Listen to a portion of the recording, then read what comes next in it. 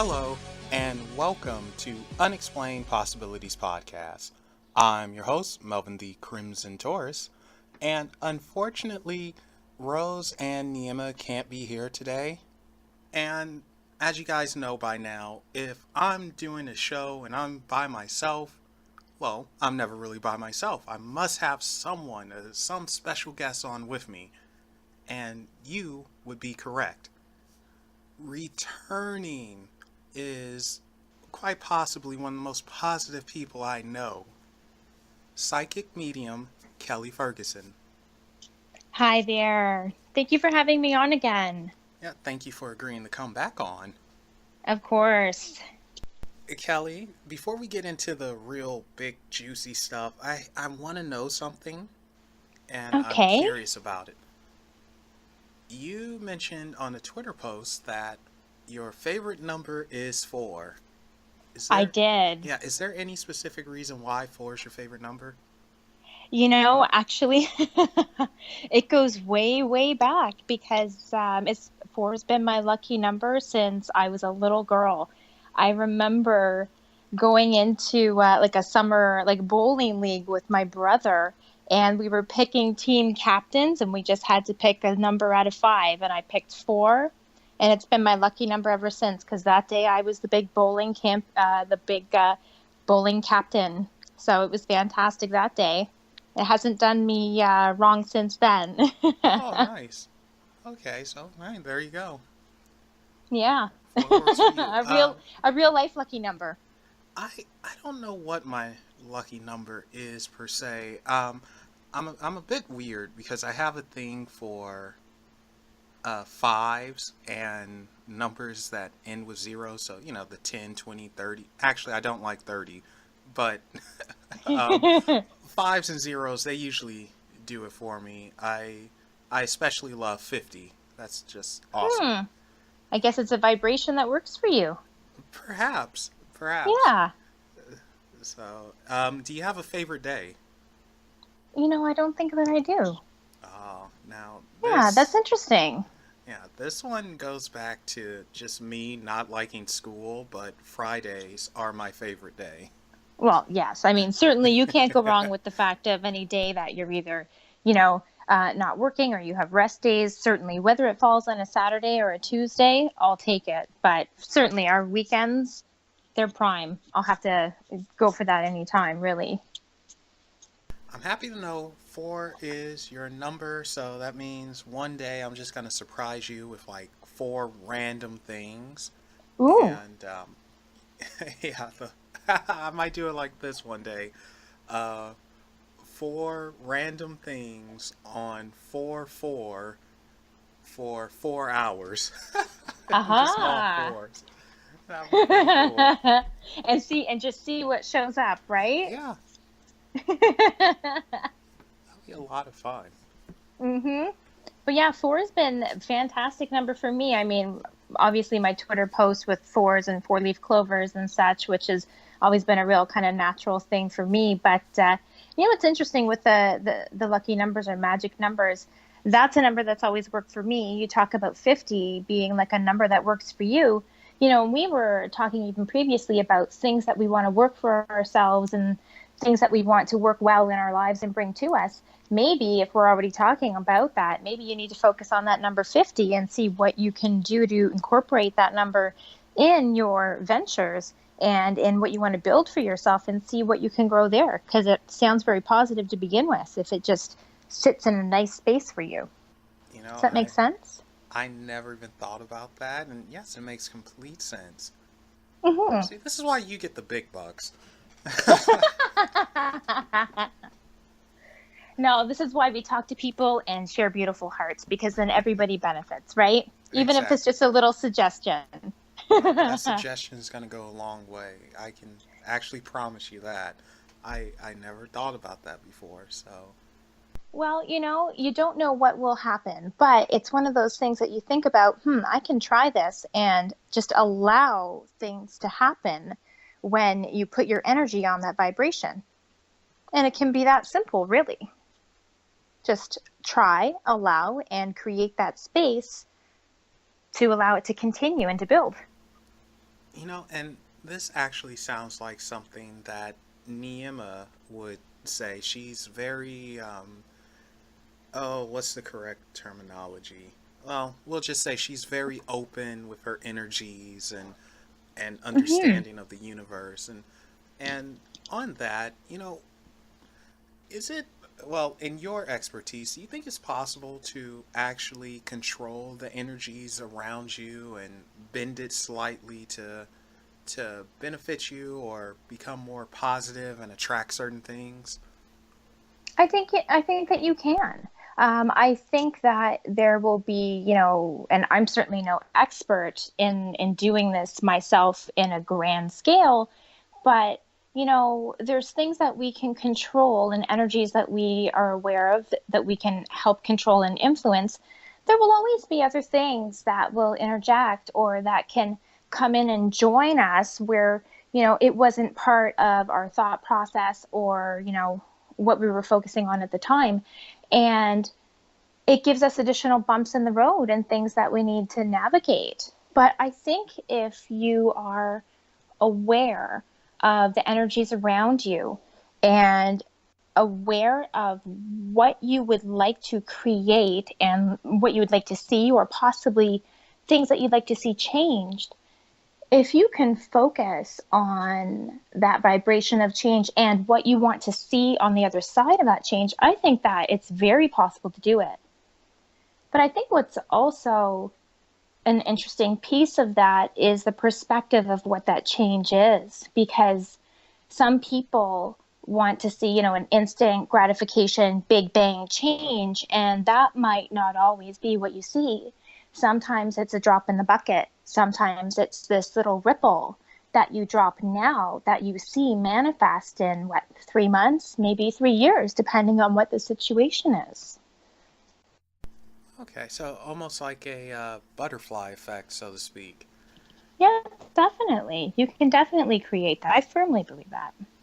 That again, you're already blowing my mind. I'm thinking about this, and from what we were talking about earlier, when I was telling you that, when I first started in some business ventures, I was so far away, but planted the seed, and now it's actually coming into fruition. So, Hmm. and I never, you guys, Kelly's awesome. Listen to her when she speaks. But in regards to energy too, and I guess this is gonna go more into the mythicism part of it. Um, Hmm. what's her name? Vicky from Vicky's Wicca World, or Wiccan World, excuse me. She was telling me that at one time that she did some type of energy manipulation. She's Wiccan, and apparently she knows how to do that stuff. And she was saying it's a bit weird because it's it's almost a give and take in well, I guess with what she was doing, she needed some money real badly, not for herself or anything like that. It's just some personal, well, not personal, but whatever. If you guys want to hear the story, just listen to the podcast on that. But she got what she wanted and needed, but it came with the consequence. It was a car accident that gave it to her, which she was involved in. It's like, oh, wow. Mm. So, what I'm getting at is, do you think that people should be specific when they're putting their energy out there to try and get things started or attract something? I think they should. I think that if you are going to be sending any, we'll say for lack of a better term, wishes or intentions out into the universe for assistance and creation, you do need to start from a platform of positivity and positive creation. And I'm certainly in no way implying that Vicky didn't do that, because certainly Wicca has a lot of love aspects to it. I Yeah. mean, don't all of our, I don't know, I'll say modalities or religions, whatever you want to say. Um, but I think that It is really important to be focused and specific on what you want to see and what you don't want to see occur, and remaining focused on a positive angle and a positive intention, not only in the steps to get there, but on that outcome is very important. But like I said, almost in just a couple minutes ago, it's about energy stuff.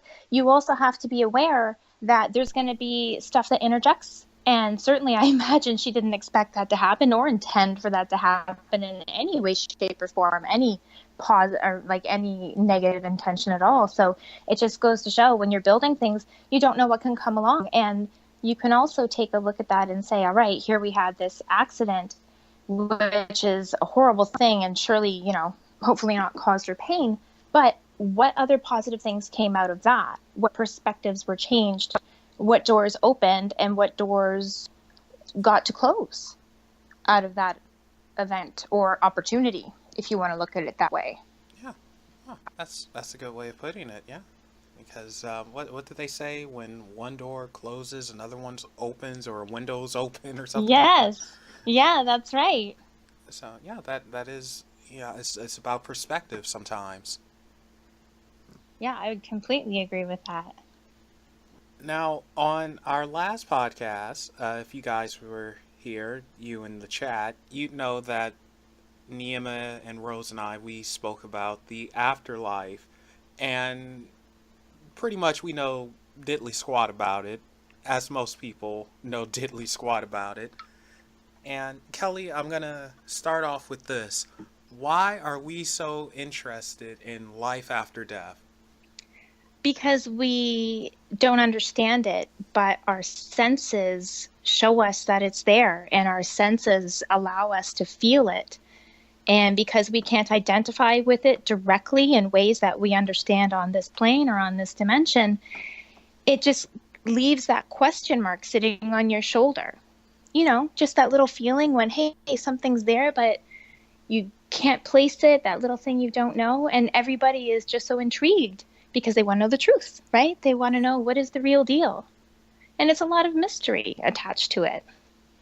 Yeah, no kidding. And then you have so many different versions of the afterlife to Mm-hmm. where I'm just starting to say, well, yeah, you can either go to the afterlife or who knows, after lives. And it's Yeah, like, um, do you think it's more than one? I think it can be. I think that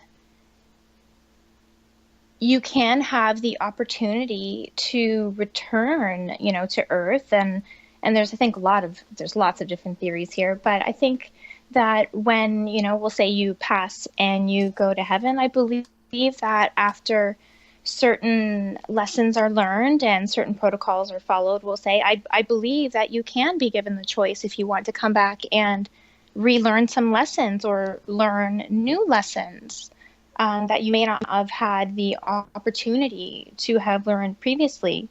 I also think that based on your own, we'll say, spiritual skill set, for lack of a better term, or maybe spiritual interest or focus, perhaps you would be offered other opportunities, such as being a guide for others, or assisting others in their own spiritual learning, whether it's through spirit guide type energy or other means. Now, I'm gonna share something real quick. At first, Hmm. I thought you were gonna say you get the opportunity to be a dog, so I thought you were gonna say, Well, hey, who's to say that you couldn't, right? yeah. So, but I don't know why that just like, ooh, you could be a dog. Oh, guide. Oh, oops. So, yeah. Hey, but you know what's funny about saying that though, if you think about it, because in my opinion, one of the greatest lessons that we could ever be sent here to learn is about love. And if the first thing that comes to your mind is learning a lesson is being returned to as a dog, well, what better vehicle to learn about receiving and about giving love than that of a dog, right? Yeah, you're right. You are absolutely right on that one. So, see your intention and your energy. You didn't even think twice. You just speak the truth and you dropped it right there. I'm going just like last time you're on. You're gonna leave me thinking about a lot of things. So, and that's a good thing though, because I think we as people we need to think more and question and stop being suckered in so much by media and reality shows especially. Ugh, I could go on Hmm. a rant on that one. I Uh, bet. and we do need to get back in touch with nature and ourselves and ask the what ifs. Even if they're ridiculous, it's always good to have that what if. Definitely. 100%. I think what if is a fantastic question because even when you deliver it in that really open-ended way, it leaves you open to, so many possibilities, right? When you don't give yourself that border or you restrict yourself in certain ways, then you really open that space to allow that creation that we were talking about earlier. So, also on the afterlife. Now, actually, before I get into it, let's explain that how was it? You're a psychic medium. Uh, was it? Do you do auto writing, or was that someone else? No, I don't do Uh, automatic writing. I do energy shifting. Energy shifting. That's what it was. Yes, yes. And Which, mhm. oh no, go ahead, go ahead. Which is kind of similar to what we were talking about earlier about, being able to look at energies either around you or in your areas and potentially change them or alter them in different ways. That's in a very over a big high level view. That's what energy shifting really is. But it's assisting people with that. Okay, and yeah. So actually, out of curiosity, would it be possible for you to tell me what energy you see from me or feel? Sure, we can try to do that. Okay, just real quick. I don't want to, be like a giant jerk and like, hey, give me this reading right now, lady. I don't want to do Let's that to let's see. Let's deliver, lady. you. Right? um, it feels like everything feels really nice for you right now with us speaking. You're calm. I know that earlier you had mentioned that, you're rushing through your lunch, etc. So there is a little bit of a rushed energy there. But what's interesting is I feel like there's either that's going on later on tonight or after our conversation today, because it feels like there's something that you're either holding under the surface that you're waiting to go and do or to go enjoy, or something that you're waiting to hear about. So it just feels like there's something to brewing in your mind. That's a good chance it's more cheesecake.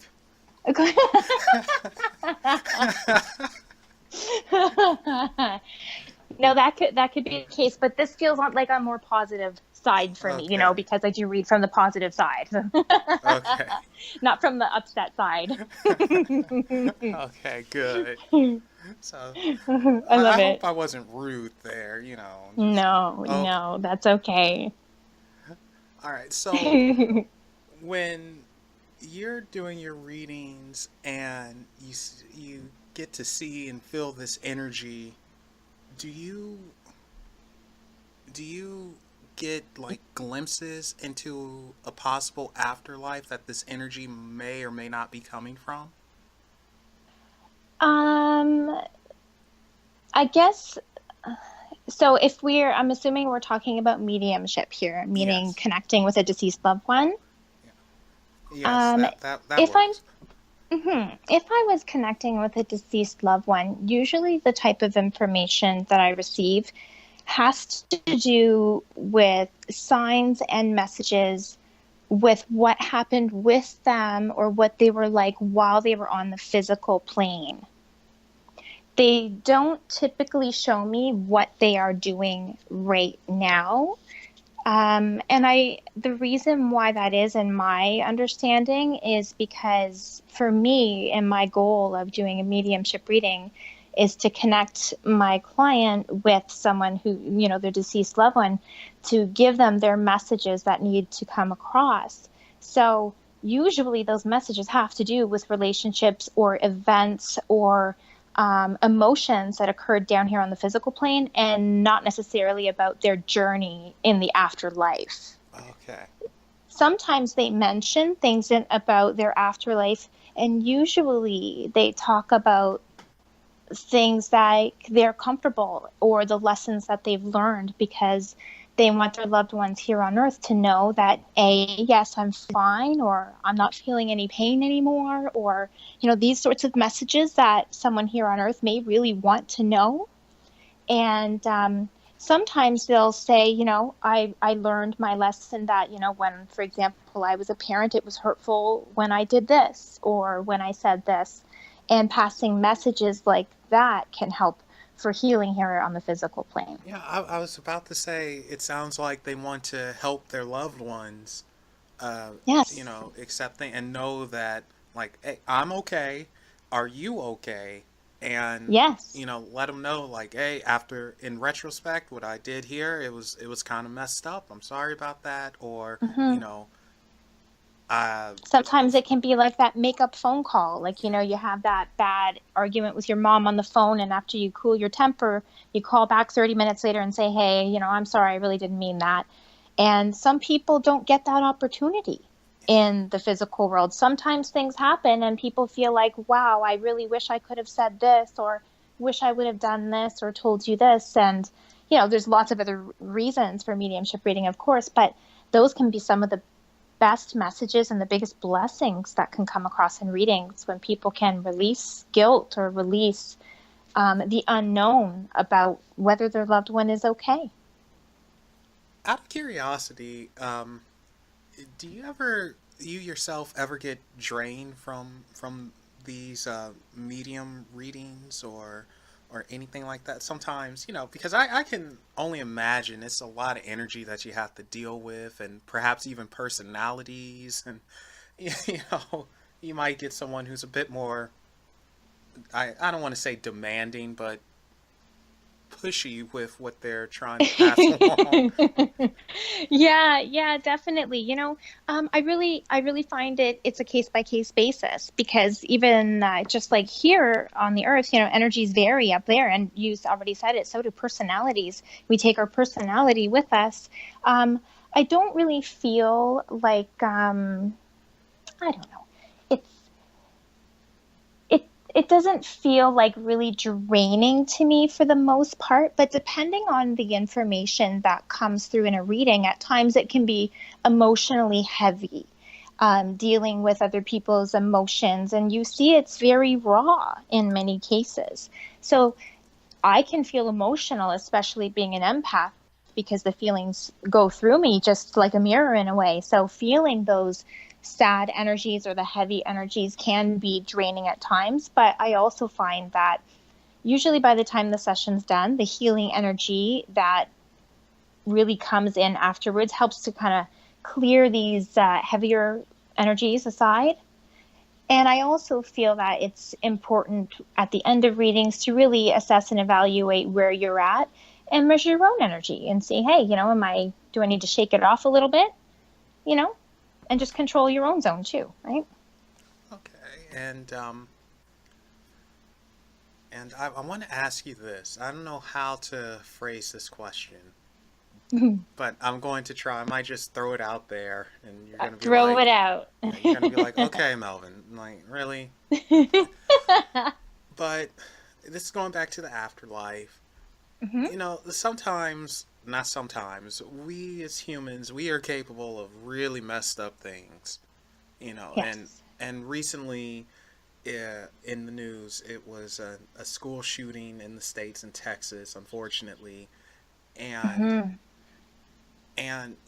sometimes people they wonder like, does a person who kills multiple people with malice anyway, do they get into heaven? Like, what happens to those spirits? Like, Hmm. do they get punished? Is it even possible for them to be punished, or do they somehow punish themselves? That's a really interesting question, and I'm not sure I know the correct answer, but I can tell you what feels right to me. Um, I believe that, there's definitely the potential in the base of all human souls who come here to carry love and to want to send love and to receive love. And I think that many times the terrible things that we can be capable of can at times be, the cause or can be caused by traumas that have happened to us. I really do feel, whether what form that has come in is, can be many. But I feel that people who cause a lot of harm once or even sometimes many times are really causing are doing so because of their own pains.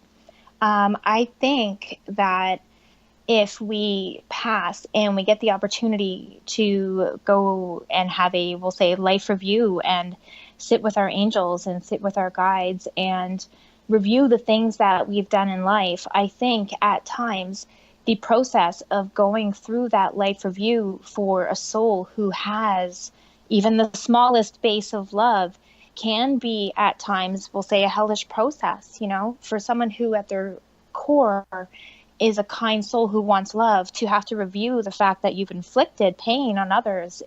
I think that in itself could be a very punishing process. So I do think it's possible that, through karmic law, you end up creating your own hell to a certain extent by reliving those errors or reliving those lessons.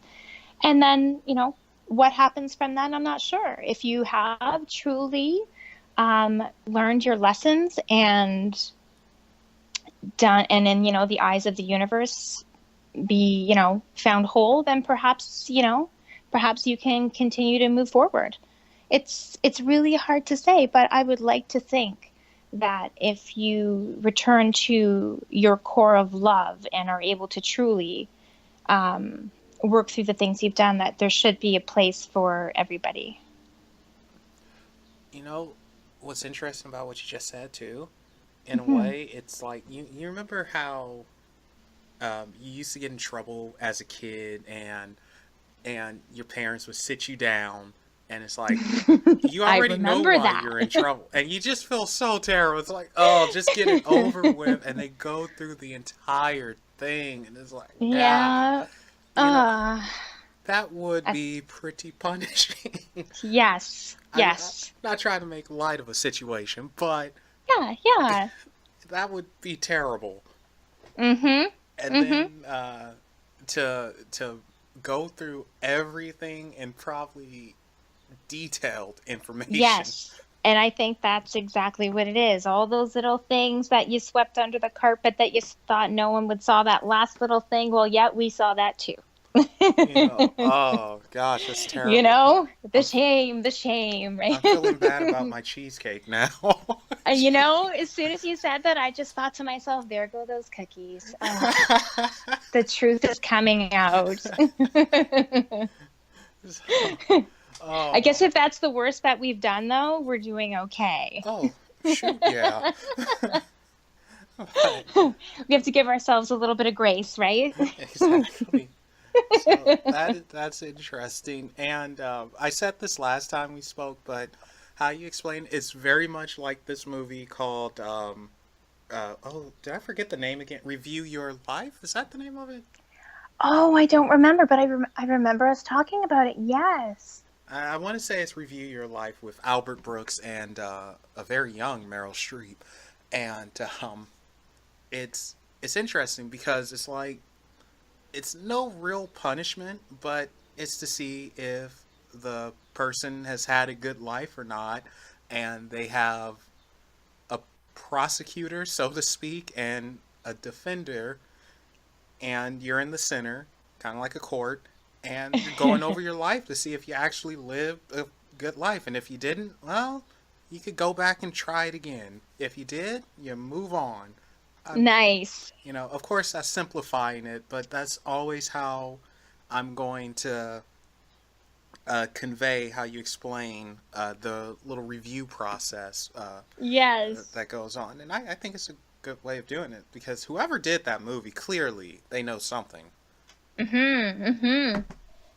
And hey, maybe I'm wrong, but that's what feels so right to me, and I use my senses for so many things, and most of the time it steers me in the right direction. So all I can do is speak to what it feels like to me.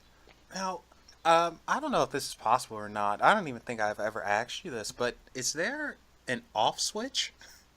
Like, can you just blank everything out, or is it a constant, like, everything is going on? I mean, I'm assuming you get Yeah, better at blocking things out, but can you turn it off? I would say yes and no. Um, I can't entirely turn it off. I what I can do is I can kind of if I really wish, I can let's just say put myself into working mode and not working mode for lack of a better term. You know, I don't mind staying on, for most of the time because it's nice to have these beautiful moments and things float into my life, and those little coincidences happening. I think they're beautiful miracles every day. But there are times where it's not necessarily either convenient or appropriate, depending on where you're at. Let's just say, for example, I was in an important business meeting. I don't want to be sitting there and all of a sudden, somebody's Uncle Jack shows up from heaven and I'm just going to start speaking to some air next to me. Well, no, that's not going to work, right? Exactly, yeah. Not for a lot of people, I think. So you do need to learn when and where. I can put the suggestion out there and say, okay, whether it's to spirit or whether it's to the energies coming into me about what's around me, that, now is not the best time, and that I'm focused on a specific task. That being said, if something really important and relevant that needs to come through, well, if something like that shows up into my space, my reality, whatever the case is, it's going to show up. It's going to peek its way through there and give me a little tap on the shoulder, anyways. Now, whether I listen to that or whether I say, no, no, go away, is going to be dependent on my senses and, what I'm going to do with that information. Um, but I don't think that I really could turn it all off unless I went to the point where I lost my belief in what I was doing. Because then, if you lose your belief and you don't have the connection, then even if the messages are there, you're not going to be open to hearing them, and therefore you would block them out entirely. Does that make sense? That does make sense, yeah. Mm-hmm. I mean, you have to like what you do, or else the passion's gone. You just don't care. So, whatever. And you That's just right. walk on by. Mm-hmm. So, But I do definitely pick up things in my daily life, whether I'm, walking through the grocery store or, just our own daily lives, the tasks that we do on a regular basis. It can even just be so easy as I know when my husband's coming home, and then 5 minutes later he pulls into the driveway. Okay, great. I know when to start dinner. And it's these little beautiful things that happen that make your life go so smooth and so now, lovely. this is my personality coming out. This is just purely a Melvin thing. But if I knew I could do that and it would happen, oh, I would be the biggest prankster. Like, I would be such a jerk. Well, I can't blame you. I can't blame you. But, this should be used for positive, Of course. right? Well, yeah, it's positive. Someone's gonna laugh somewhere, right? You took the words out of my mouth, I was going to say it's positive. Somebody will laugh. So, but yeah, It's all good. I would totally do that. And I think oftentimes people they say, "Oh, I'm not psychic. Oh, I can't feel this and that." I don't believe that's actually true. I believe we all are capable of feeling and seeing things. It's just maybe not to the same extent as others. But we all have that sixth sense, and we all know when it's like, I should not be here, when it's something that's off, and it's something inside of you that screams, run, now and get out, and I believe we've all see something from the corners of our eyes, and it flashes by real quick, and that feeling of being watched every now and then, it'll pop up. Oh, I hate that feeling. Uh, but that thing, it'll pop up, and you know, my question is, how can we actually grow that? What can we do to be more? Um, I guess what is it? Is it?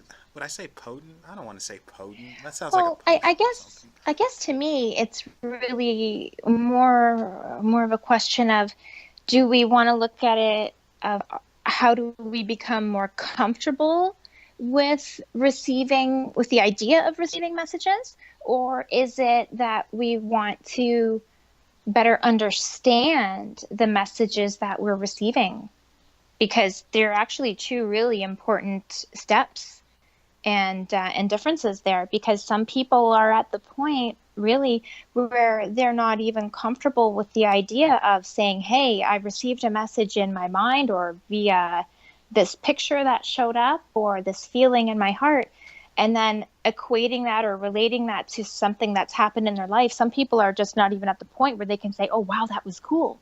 A lot of people will go, oh my god, that's so scary, right? Yeah. So we have to really start there and ask ourselves the question of, how do you feel? And maybe even to take a step back from that is, where do you think the information's coming from? Because if people are scared of the source, then they're going to be scared of the message or the fact that someone's even trying to pass a message. Wow. Yeah, So I think that makes sense. I think it's important for people to, really kind of sit back and say, okay, if I'm even going to be opening the idea of receiving, we'll say cosmic energy, universal energy for, a broad term, well, where is this coming from? And then what does this mean for me? I think we all have to have a little bit of an idea of where this source looks like. And for many people, the examples are things like God, Buddha, Allah, Jesus, Vishnu. It can be more earthy, we'll say, on the basis of Mother Earth, Gaia. This. Some people will say, look to the God or the spirit or the essence of the hawk spirit, or different foundations of love. So I think if you are tapping into, or if you are connecting with any of those positive love spirits and essences and sources, you really can't go wrong with a lot of the messages that you're receiving, because they will be coming from a source of positivity. And if you can be comfortable with the step of receiving information in your highest good from a positive source, you can then move to the next step of, okay, now I'm listening. How do I hear this? Well, you got me thinking again, Kelly. Okay. We do a lot of thinking here. Yeah. But but but I but I think it's really important. I think that, especially if people want to move forward and really feel comfortable in themselves, as cliche as it sounds, you have to have a firm base. You have to have a firm, solid base in love and understanding of who you are, what you're connected to, and what your intention is. And I feel if you have a balance in those areas, you can really do positive things for yourself and others. Now, speaking on receiving messages, we are, I would like to say, always, or maybe not always, but steadily, we receive messages from spirit guides.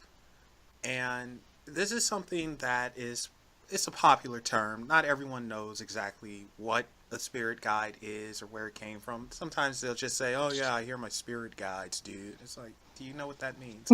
So, Kelly, what is a spirit guide and how do they help us? Well, spirit guides can come in many forms. I mean, they can be human form, they can be animal form, they can be, elemental. elementals is, you will say, like other energies that, like, for example, fairies. A fairy is an elemental energy. A unicorn would be an elemental. I think a lot of our spirit guides are guides that are either assigned to us by the greater source, to help guide us through either challenges or things that are going through our life. I think that spirit guides can be either assigned to you at birth, or they can be assigned to you or come your way because of these specific moments that are occurring. And then once they've helped you cross a bridge, their job is done, and then they maybe take on a new task. But I think out of balance in the bigger picture, I think it's possible that you call your own spirit guides to yourself, meaning your soul calls your spirit guides to you by calling out an energy or a frequency of need or assistance for balance in a certain area. And then it calls those energies to you to help fill those voids and help you, we'll say, recalibrate yourself. Yeah, that's a good word for it. Mm-hmm. Someone just to kind of help hold your hand or give you that little extra push. And sometimes they stay. Sometimes they just sort of fade into the background and then observe. And I think that even for our spirit guides and spirit angels, that I think they enjoy watching our successes and watching us conquer our own challenges and our own demons, and they cheer us on from behind that beautiful veil. Yeah, I can definitely see that, because I know personally I enjoy watching people succeed. Well, certain people. Sometimes it's hard for me to root for a scumbag. I openly admit that. I get it. Yeah. But when it's someone who, honest to God, they've earned it and they've just trying so hard, I always root for them. It's like, come on, man, get it, get it, get it. It could be something as small as finding a pebble that I will root for. If it means that much to them and they're putting in all this work and effort and everything, more power to them. And I get excited for that, and I root for them. 100%. I bet you the angels are up there kind of watching, and like almost like, we watch for football or baseball games, and they're sitting there and watching, is that person really going to get up on stage and, sing in front of that whole crowd? And they sit there with their own popcorn and give each other their own high fives up there when they celebrate our successes with us. Yeah, and that actually makes them sound, well, for lack of a better word, more human. Mm-hmm. Mm-hmm. And I think one of the issues that many people have is we look at things in the afterlife, since we still know so little about it. Mm-hmm. We look at him as all powerful, all knowing, almighty, and you have no excitement. It's like, do your job and whatever. Yes. And the puzzle is solved beyond this door, so now there's no more work to be done. Yeah, and it's like, maybe it's not that. Maybe, why, like, if you pass on, why wouldn't you keep your same personality? Or perhaps, why wouldn't you get excited about certain things? Or if you could get away with it, be a little naughty sometimes. Like, oh, I saw that. Just yeah. No, I think in many ways that it's true that does happen, in fact, because even in doing mediumship readings, personality is one of the things that I see shine through so clearly, and that really makes the difference in helping to identify the spirit and the individual that I'm communicating with. Because even though, and I'm talking with a human spirit, even though their physical body may have passed, the soul is the same. If they were a lovely individual, they are still a lovely individual. They just don't have that same body anymore. And when I do readings for deceased loved ones, it does become very apparent, because if it's someone who didn't talk very much in the in the physical world, it can be difficult getting words from them because they don't want to talk a lot. It's their nature, it's their personality. And there's others that just talk my ear off, so to speak. And the clients in front of me will be like, oh yeah, that's mom, and I can't even get a word in edgewise or ask questions, because it's spirit that's just delivering all this information, and I'm just talking about the stuff they want me to talk about. And it's interesting too, because, if we talk about spirits who've passed on, are they now all knowing, all seeing, etc.? It's a great question. I don't have all the answers for that, but I can say that with human spirits, when we pass away, many times we do carry ego energy with us. And ego energy is the energy that says to us, this is the way something is supposed to be. And if it's not like this, I don't like that. So, I have at times had clients come to me and they want to connect with grandma who's passed over and, have lovely messages. But then they'll say, okay, grandma, I'm now dating a new boyfriend. Tell me what you think. Is he the guy? And really, grandma isn't the best person to be answering that question, because grandma, as much as she's a lovely soul, she's going to give us her opinion. Now, is grandma's opinion correct? Who knows, I think if I was asked a question like that, I would tend to go energies or angelic energies, an energy that doesn't carry ego and perceptions of what this should look like. But it's interesting because the energies can really carry very different messages, where it's coming from. That is really fascinating because I never thought about it like that before. Yeah, it's true. And I do have other friends and, colleagues will say who do the same readings, and many of them will say, for example, they can tell when dad has come into the room because they smell his cigarette smoke. That's not my talent per se or how I communicate, Mm-hmm. but there's definite things that people and spirits hold on to, and those personality pieces that still come through. You'll feel the energy right away. Is it a happy, bubbly, lovely energy, or is it someone who's more calm and reserved? Those energies tend to resonate with us. I feel like they're part of our soul on what level, that we express ourselves. Okay. So since we're on the topic of energies and carrying our personalities over into the next life or afterlife, what about past lives? This is gonna this is one of those things where it's like, Melvin, how do you explain this where someone else can understand it? I will try. Okay. I guess it goes to the discussion: are we born with our personalities, or do we develop our personalities over time and influence from your parents, neighborhood, etc., etc.? Or if we're born with it, does that mean that we were almost exactly the same way we are now in a past life, that we were in a past life? You know, Mm-hmm. Mm-hmm. an example being, let's say, I'm totally not who I'm going to say I am, guys. This is just an example. But let's say I'm Julius Caesar. Okay, in a past life I was Caesar, and well, in actuality, he was kind of a chicken. But Those are just the details. Never but mind. yes, um, but let's say I'm Julius Caesar, and he was stern and hardcore and all that stuff. So now we're in modern times, and my personality is exactly the same as him, and it hasn't changed. I was born this way, and final. Or perhaps I am still Julius Caesar, but I start off like a blank canvas, and the world, the modern world, has shaped my personality. Like, Mm-hmm. did you understand any of that? I Because do. I do. okay. I think that your personality would develop over time and over lives and over lessons and experiences. Now, I mean, of course, that begs the question, well, what template did you start with? I don't know, to tell you the truth. I don't. But I do think that our personalities are formed through our experiences.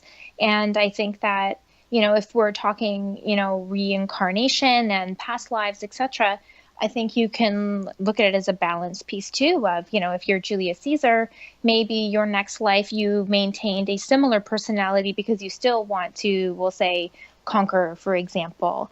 And maybe you go through a couple different lifetimes trying to conquer.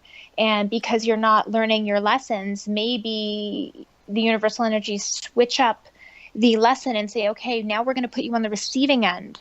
Now we're going to put you into devastation of being conquered for, a lifetime or two, and say, does that flip your switch? Does that change the energy enough for you to help pull you back into balanced alignment of what these lessons need to be for you?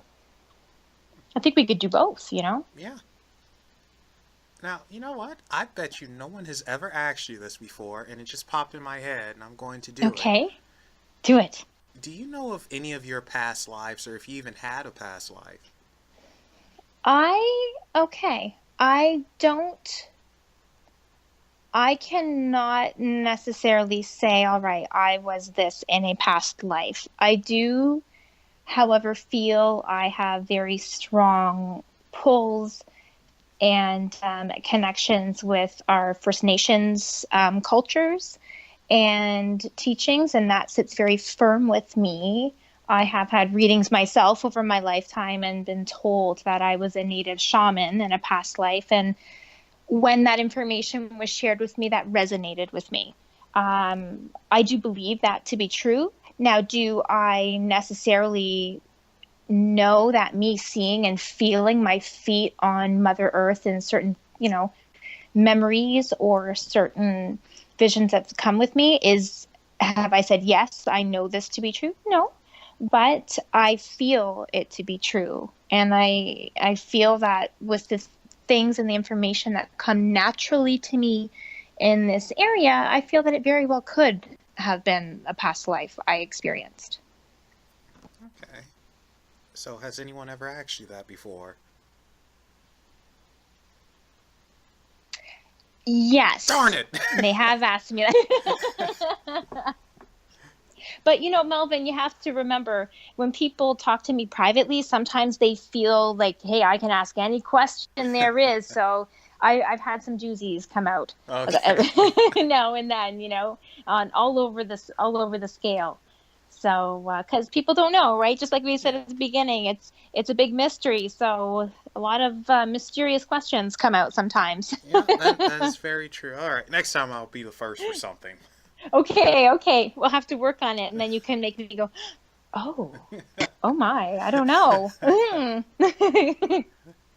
So, now, this is something that I'm going to share. It's somewhat private, but one of the things I'm afraid of is not necessarily death. It's like, yeah, well, everyone forks over eventually. But so it's not Mhm. necessarily that, but it's losing who I am. Does that make sense? Have you Mhm. ever had that feeling or spoke to someone who's had that feeling of, I kind of like who I am. Yeah, things could be better, of course, but they could be a lot Mhm. worse. Mhm. And Mhm. you just don't want to lose yourself that you have now that you created. Yes. Yes. I can definitely understand that. I think right now where we are in the world, there's so many changes happening, and I think if I look at the core of what I feel the upset is, or maybe not even the upset, but the question is resistance to change, because we're all comfortable in certain ways and certain identities and with identifying with what my life looks like. What does Kelly's life look like? What does that include? And what doesn't that include? And of those things in my reality, what do I control and what can I control and what can't I? And I think we're really looking at a piece of, if this is what my reality is and I sit within a certain level of acceptance and control of what that is, when something else comes in and threatens that space, that's when I think a lot of people go, oh my God, who am I? Because I kind of becomes a projection in some ways of what you identify with. Does that make It sense? Or is that does. really No, I get it. I don't know if the guys out in there? chat get it. Do you guys get it? I Okay. hope so. But I do get it. Um, it's, Let me try to think of another way. It's hmm.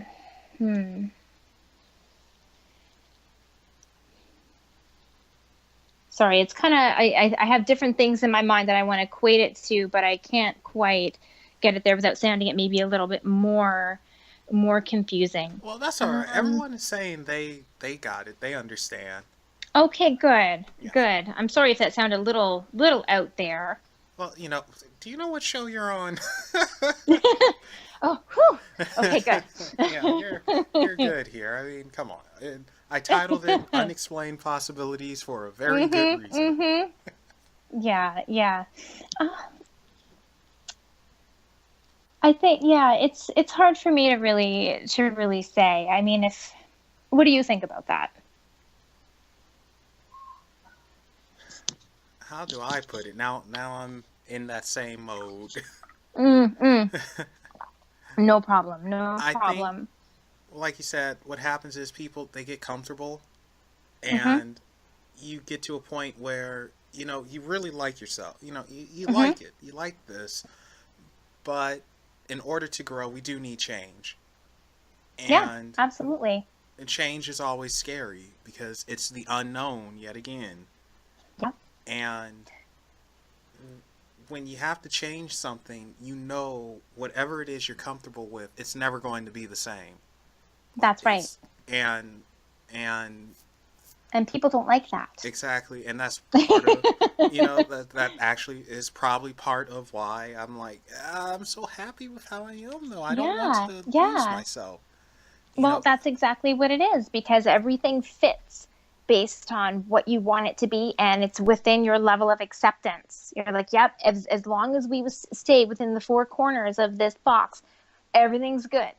I'll accept a little bit of up and down and side to side within this, but then take away the box and oh dear, we've got a problem, right? yeah, I exactly. think yeah, I think that with moving forward with change, if people are trying to really make positive changes in their lives and there's lots of things going on around us, but if people want to make positive changes in their lives, we can't do it with big boom type stuff. We have to start with the little things that we see every day. And I think if people want to start making some positive life changes, they can start by looking at the things that they are doing well and start by looking at the things that they would like to do better. And maybe just start with three things on each side here, or maybe even one thing. And let's just say, one of the things you work well on is, loving your family. Well, great. You're going to continue to love your family and you're going to continue to look at great ways that you can be creative in this area. And maybe if one of the areas that you could do better in is your self esteem. Okay, well, now I'm going to look for activities or ways, or I'm going to explore potentially going in another direction, the root of my self esteem issues, and help try to address one of these, opportunities for improvement. And I think if we kind of don't try to get instant gratification, but allow ourselves to move forward little step by little step, bringing forward the positive aspects that we feel comfortable with as something that should stay with us and bringing forward to light some of the things that we would like to amend and make this better version of ourselves, we can slowly gravitate towards positive change. And no amount of positive change ever comes easy. People really also have to keep in mind you're only human. And as you make some of these changes, you're going to flounder and you're going to go up and down and hit bumps. And you just kind of have to give yourself that grace and pick yourself up and say, hey, I'm not perfect at this. And that's why I'm working on it. And just keep going in that direction. Even if you're dealing with the subject that you're not 100% positive on, if you approach it from that positive vibration, it's only a matter of time before you change that vibration to what you're trying to make it. I hope that helps. Yes, it does, and especially about the three baby steps, pretty much. And Hmm. I I never really looked at it like that, where it's like, okay, well, don't try to do all of it at once. You know, there's no rule that says you have to do that, That's and right. just do something small, work your way up, and just test the waters. That's right. And And celebrate along the way, which so many people don't do because so many people look at the big the big goal down the line, but they forget to celebrate, the 10, 20, 50 little successes that accumulated to get to this, big pie in the sky, we'll say, right?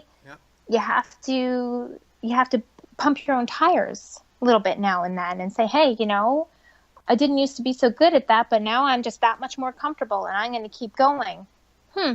well, I'm doing this, you know what right? this means now, Kelly, right? What's that? More cookies for you, more cheesecake for myself. So be Whew. prepared. Oh, Melvin, that's the best thing I heard all day. It's nice to have permission. Thank you. Okay, so uh, question from Chad from Grave. He and I actually know the answer to this, but Okay. I'm gonna ask you anyway because it's only right. How do you feel about the Rhode Island medium? I think her name is Teresa Caputo. Yeah, Uh, Teresa Caputo. Caputo, thank you. Like, how do you feel Hmm. about her? Do you think she's real or it's just staged or what? I do think it's real. Clearly, looking at, well, I've seen her on TV. I haven't been to one of her shows or met her personally. I've only seen her TV show and stuff like that. I believe, based on the information I'm looking at, that she is connecting with spirit and delivering messages. Now, the venue, and the level of her exposure is certainly very grand.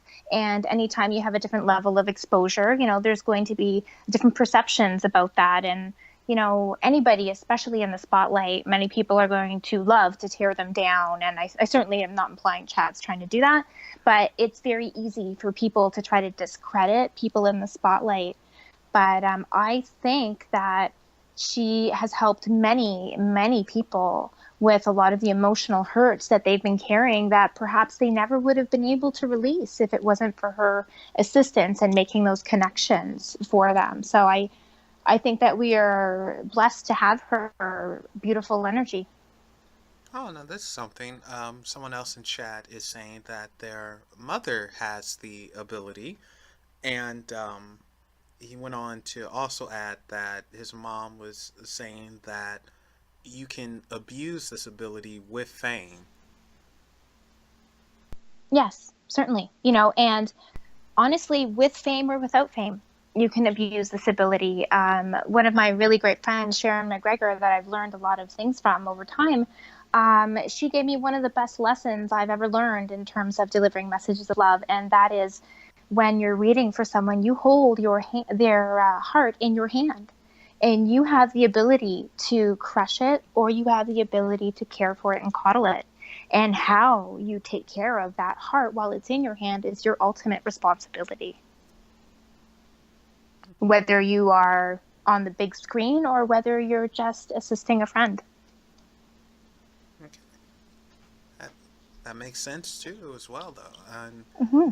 And that's interesting because you say you have their heart in your hand, and that tells me that you really have to care about whom you're assisting, You and do.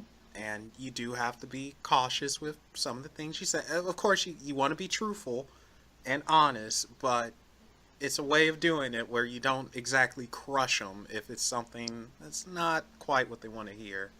That's right. That's right. And, many people who come for readings are coming because they're hurting in some way.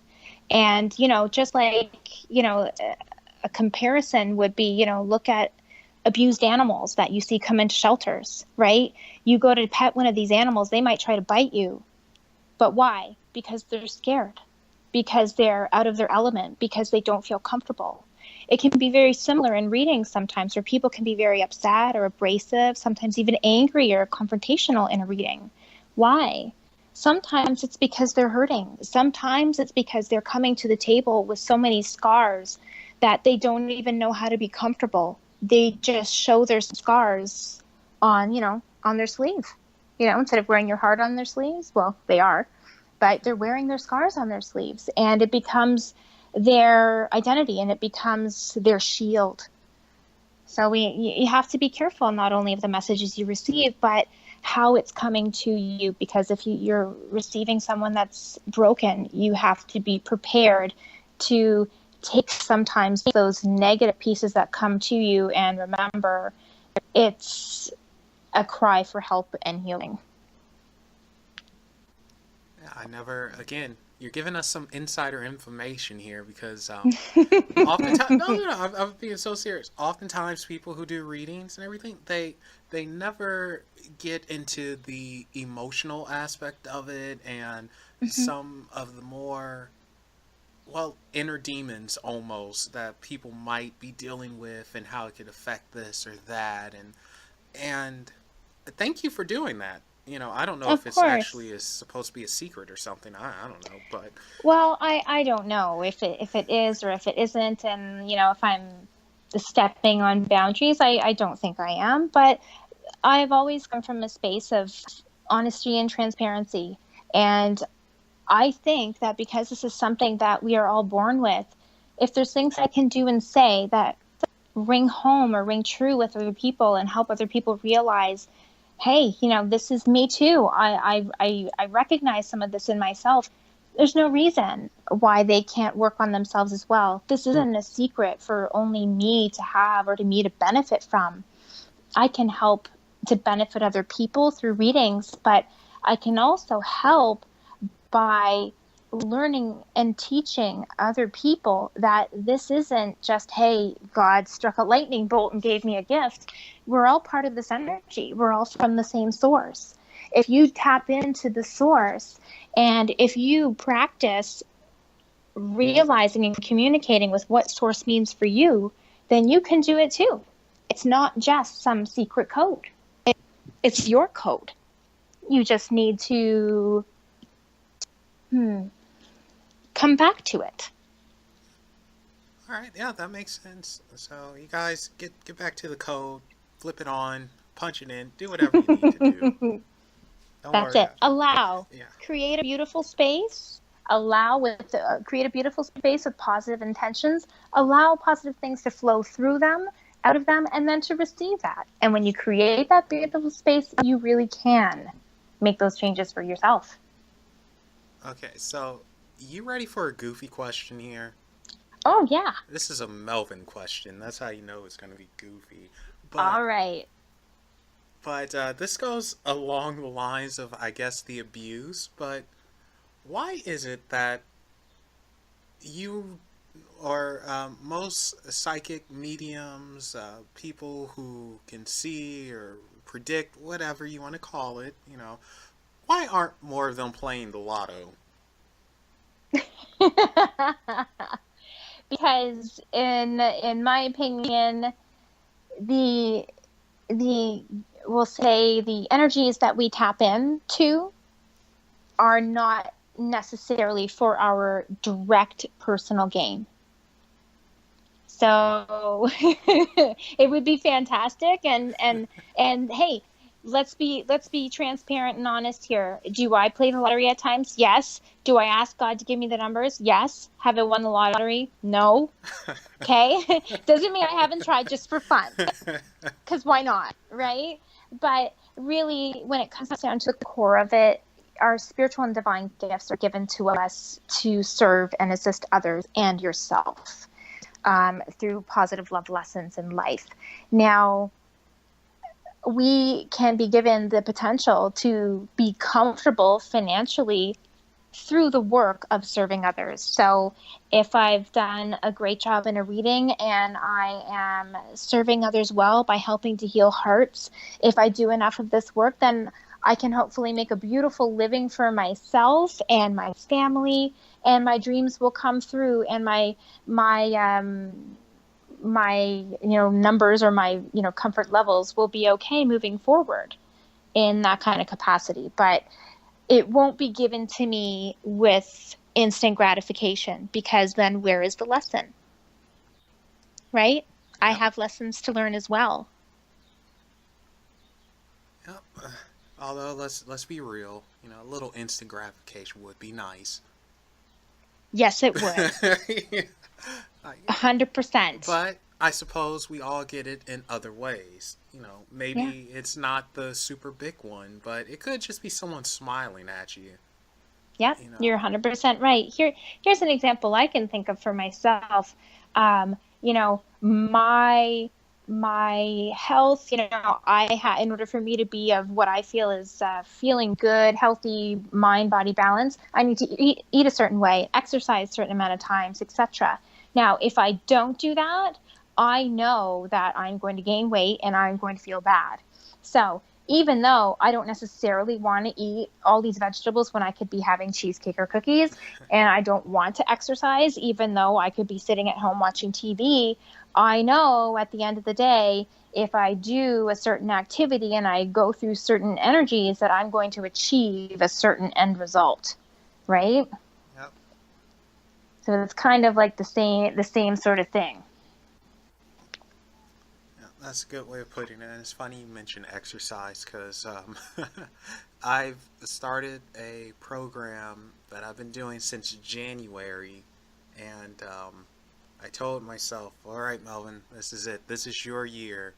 You're gonna get in shape." I mean, I'm not like 300 or 400 pounds. Just you know, for my height, I'm like, actually, I don't know how much I weigh. I haven't weighed myself, and I don't know how long. But the thing is, I'm not like overweight or anything like that. I just need to get fit. Yeah, I'd like And to see some improvements on your yeah, side. exactly. Thank you. Mm-hmm. And I was thinking about when I first started, I could barely do this 10, 15-minute workout. It was terrible. Now I could probably do it on my left pinky. No issue whatsoever. And Yes. and I was thinking like when I went back to that workout and did it over, I was thinking when I was done like, "Oh my god, I did it. Holy cow. I Mm-hmm. feel so good." And you Yeah. just made that click for me real quick. Yep. Good. Good. And that also tells me it really is the little things that we should pay more attention to sometimes. Like the simplest things are probably what gives us the most gratification, satisfaction, and just gives us that happy feeling like, yeah, I did something. Like this is cool. I appreciate that. Just the small things. Oh, 100%. I completely agree. And even like today is a holiday where I'm at, so I'm at home relaxing, and I love nothing more than being outside and I'm watching all the kids going by on their bikes and having fun, and there's, you know, lightsaber sword fights happening over here and all this fun stuff, and I'm just sitting back and watching, and I'm not worried about what I'm making for dinner, and I'm not worried about, you know, the next task or the next chore. I'm actually just sitting there observing and watching and going, wow, this is what I work for. Yeah, So that I it's can have these moments and just sit down and go, oh, this is nice. yeah, it's a genuine feeling of satisfaction. Mm-hmm. Yeah, so and that's funny because that's like the word that people really want. Like, are you satisfied? Like, you know what? Mm. Yeah, like yeah, I am. Wow. Isn't that a loaded question right there? Are you satisfied? Wow. Mm-hmm. It really is, because you could take that. You could, I bet you, Melvin, you could do an entire show on the topic of are you satisfied? Oh, you can bet your butt I can. Right? Yeah, definitely. On what level? On how many levels? Break that down, right? Mentally, physically, emotionally, environmentally. Are you satisfied? New show, right? I might have to do that one day actually, and I will definitely invite you back on for that show if you want to be on. Okay, okay. Yeah, definitely be like, okay, and the person who caused the trouble today is This would be Kelly, yes. So, Begging us to look at it from a different perspective. what different perspectives are good. There you have to look at things from a different perspective, or else we would all just, well, you know, be bleh. Mm-hmm. We just be sitting there on that merry-go-round. Yeah, and I don't like merry-go-rounds because I get sick. So, so I can't get on that. I no. You know what? We're gonna start wrapping it up soon. So just Mm-hmm. a few quick things, or semi-quick. You mentioned this earlier, and we somewhat spoke about it last show. But angels. I Mm-hmm. know sometimes people find it hard to believe that angels exist, or well, any type of thing exists. Sometimes you feel so alone and like you're never heard. But Mm-hmm. I know for a fact, like, and um you you convinced me. Well, not convinced me because I always believe, but you. Oh my gosh, what is the word, Kelly? What is the Maybe word? that we spoke about it or we Yeah, made a connection on angels. yeah. No, it's you reinforce the belief in me. There we go. Okay, great. And what can you tell us about angels? Angels. For me, I mean, there's angelic energy everywhere, many times. From what I know of angels, is they do not come from human energy. So if it's an angel, it isn't really of human essence, but more divine essence energy. Um, so many times people will say, yes, my grandfather passed away and now he's an angel. Well, maybe not in the truest form, but certainly he's in the arms of our angels and in heaven. Um, I do believe that there's angels, just like spirit guides. There's angels that are assigned to you at birth to assist you with whatever items you were going to be guided through. And there's also angels that may be assigned to you through different challenges in your life as well. And all coming through, either sitting in the background and watching, or coming through for specific tasks and achievements. I also know that with angels, you do need to be open to their energies, and their energies are very loving and a very high vibration, and they will guide you in the gentlest and subtle and the most subtle ways. And the best way that you can communicate with your angels is to simply ask them to intervene and to send messages in your life, because it's almost like they're all just hanging back there, watching, assisting, and loving, and sending gentle signs in your way.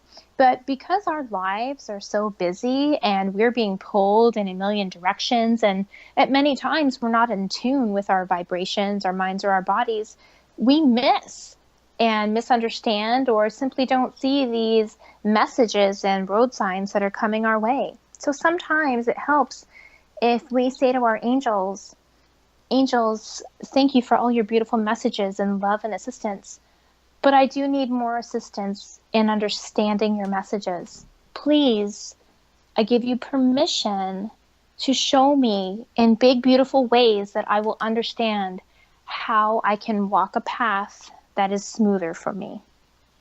Now, you don't have to say it in those exact words. This is just me rolling it off of my tongue. And to tell you the truth, the words aren't as important as the meaning and the feeling behind it, because at the end of the day, the angels can listen to your heart and the feelings in your heart. They're not going to necessarily be listening to how that message is conveyed via word.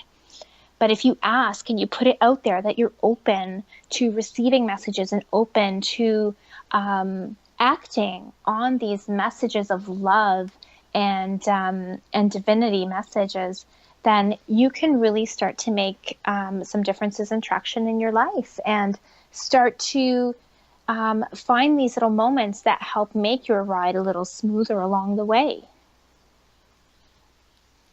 Oh, thank you for that, Kelly. Mm-hmm. And you know what? I think that's a good place to end it too. Good, No, honestly, that's a perfect place to go out on. It's so positive good. and it's very loving. So, but I'm glad you like that. yeah, But I think it's very true. It's very true. We all have this connection and we all have the ability to bring forward this information and bring forward these messages. Just ask, and like we've said before, create some beautiful space to allow it to flow into your life. Kelly, let us know like if someone wants to get in contact with you and perhaps schedule a reading, or maybe they just want to say hi. Um, what's your what's the best way to contact you? Or Yes, of course. Well, you can, of course, check out my website, which is kellyfergusonreadings.com. And you can also find me on Facebook and on Instagram and on Twitter. and those links can be found in the description below, guys. Also, don't forget to follow Unexplained Possibilities on Facebook and Twitter. Thank you all for kicking it with us. And Kelly, thank you for coming back on and sharing your words of wisdom and guiding us through our talks and everything. It was a lot of fun. Really Thank you appreciate so it. much. It's been so much fun. And with that said, remember, guys, there are things that go bump in the night. Remember to tell them how. Bye, everybody.